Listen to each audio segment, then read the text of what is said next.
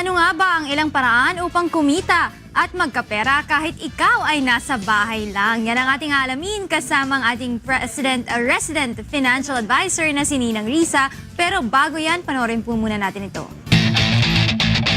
Kilala ang Pilipino bilang mapaghanap ng diskarte kung paano kumita. Paghahanap buhay kahit estudyante pa lang, pagkuha ng 2 o 3 iba't ibang trabaho, pag-abroad, o di kaya ay pagtatayo ng sariling negosyo. Ngayong umaga, alamin natin ang iba't ibang bagay na pwede nating pagkakitaan kahit nasa bahay lang. Ano nga ba ang tamang diskarte kapag gusto mong umasenso sa pamamagitan ng home-based business? Kasama natin muli ang ating resident financial advisor na si Ninang Riza upang sagutin ang katanungan yan. Dito lang sa ikonsulta mo. Yan, good morning Ninang Risa. Morning. Good morning sa inyong lahat. Good morning sa mga kasambahan. Ayan. Ito po ba, totoo ba yung kapag home-based yung isang business o yung ang trabaho mo o yung negosyo mo ay mas maliit yung kita mo kaysa kung ikaw ay nandoon sa isang empleyado o ikaw ay tumatanggap ng sweldo? Hindi totoo yan, Attorney Reg. Actually, pwedeng maging mas malaki ang kita natin kahit nasa bahay natin. May pera sa bahay.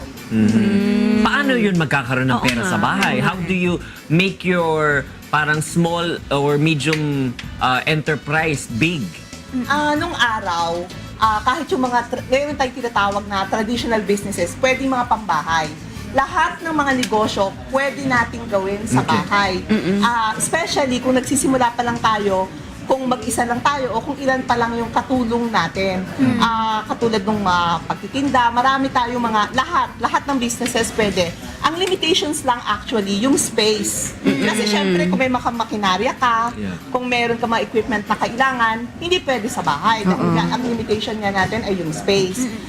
At saka, syempre, yung mga hazardous, yung mga chemicals, at saka, hindi rin pwede sa bahay, yung mga, yung kailangan mo ng privacy, yung kailangan maraming pumupuntang tao. But other than that, all businesses, and even yung mga trabaho natin, pero pwede sa bahay. Pero ngayon, ang pinakamaganda, Attorney Reg, ibabahagi ko sa mga kasambahay natin, ang uso ngayon, yung dito, kasi titingnan natin yung generation, the needs of the time. The needs of the time, ang kailangan natin yung mga internet-based businesses. Yan yung mga home-based jobs. We are in the age of the selfie, digital age na mga bata. So even yung mga kabataan, walang age na pinipili, basta may alam tayo dun sa internet, sa computer, pwede tayong magnegosyo. So, Offshoring ngayon, Oo. Sourcing ng content mga... writer, Oo, ganyan. tama yan. So, bali, ang kailangan ngayong skill ay marunong ka mag-computer. Okay. So, Yeah. very good ka in Yeah. computers. At maganda, matuto tayo magsulat. Ayun. Dahil in demand ngayon, yung mga writers. Lalo pa kung foreign language, no? Oo, so marunong tayo mag-English kung gusto natin, global. Marunong tayo mag-computer at marunong tayo magsulat. Ano-ano to? Meron tayong tinatawag na mga outsourcing sa mga writers, yung mga content writer na tinatawag, like yung Elance, content provider, so doon tayo makikipag-tie up, and then kahit ano pwede mong isulat, and then to inilalagay sa mga magazine, at even sa internet. Kasi yung internet, merong mga site na, di ba, pag maraming viewers or maganda yung mga sinusulat, may mga ads. So, usong-uso ngayon yan. And then, meron pang isa, yung tinatawag na mga abstractionist.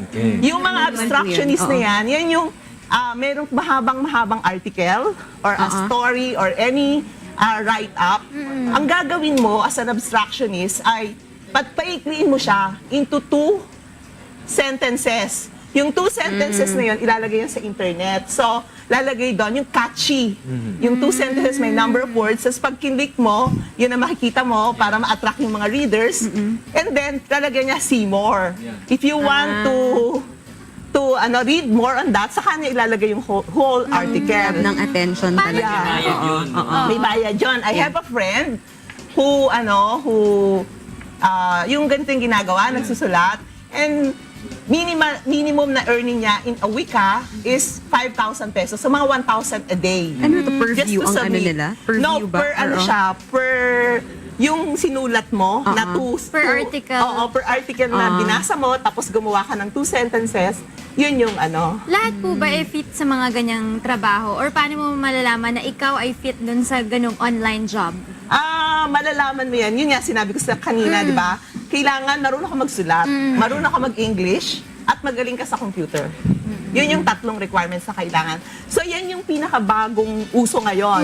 And then, we also have yung virtual offices, yung pwede ka talaga magtrabaho sa bahay as a secretary, as a executive assistant, as an accountant, and then pwedeng ang boss mo, like yung nasa London, or nasa ibang bansa, and then dito magagawin lahat. Mag-a-adjust ka na lang sa oras nila, di ba? Usually ganun yun. Oo.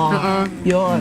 Pero yung mga ganyan po ba, kailangan ba rin magkuha ng mga permit o kaya naman mag-file ng income tax returns? Kasi syempre kumukuha sila ng income, di ba?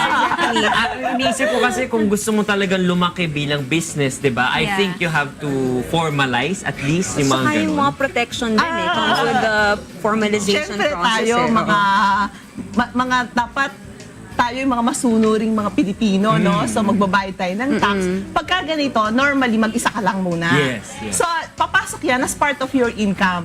Pero actually, pwede mo siyang hindi i-declare. Kasi wala namang makakaalam. Pero syempre, honest tayo. Yes. So, i-declare natin sa ano natin, kung ano yung kinikita natin doon. Mas maigi din po ba na kunwari nagtatrabaho ako, may regular job ako, pero at the same time may part-time ako na home-based? Oo, maganda yan. Kung magagawa mo pa, kung may time ka pa. In fact, baka nga mas maganda, mag-full-time ka na lang sa bahay. Oo. Mas yun. malaki ba Mas ang mahalaga kita? po Pwedeng yung mga mas anak malaki mo, ang yung kita mo. pamilya mo. Mas Oo. malaki ang kita. Oo, kasi ano yan unlimited Actually, right now, your office is the world. Wala na, hindi na nga home base Yeah. Kahit saan pwede ka, portable lang office natin ngayon. Yeah. Like, Kahit sa coffee shop. kung gusto mo, punta ka ng Boracay. Oo. Nagbabakasyon ka, and then nandun ka sa White Beach. And then may computer ka lang, may internet connection ka lang, and then you can work. Yes. So, iba na kasi ang mundo ngayon. Kaya ang titingnan talaga natin, ano yung needs of the times. Kung ang ngayon sa generation natin, na mga savvy,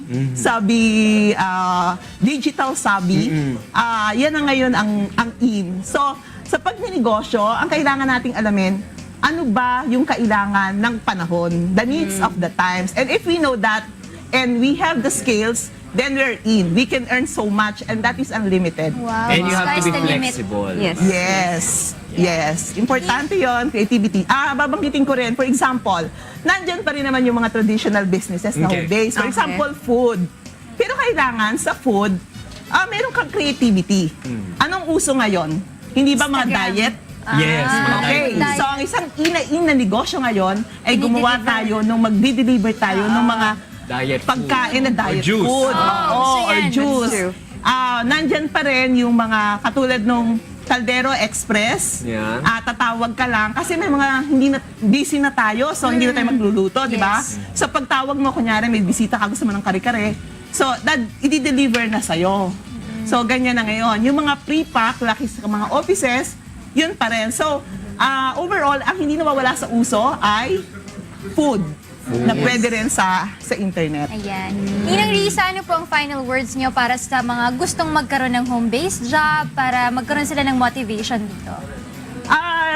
Sa ating lahat, ang importante lang ay alamin natin kung ano yung mga kailangan, yung sinasabi ko ngang needs of the times, at yun ang gagawin natin. At yung mga skills na kailangan doon, tulad ng sa internet nga, pagsusulat, English, at saka yung proficiency sa computer, pag-aralan natin para talagang hindi tayo mawawala ng trabaho kung ganun yung gagawin natin. At kung gustong kumita, laging may paraan. Maraming salamat po sa inyo, Ninang Risa. At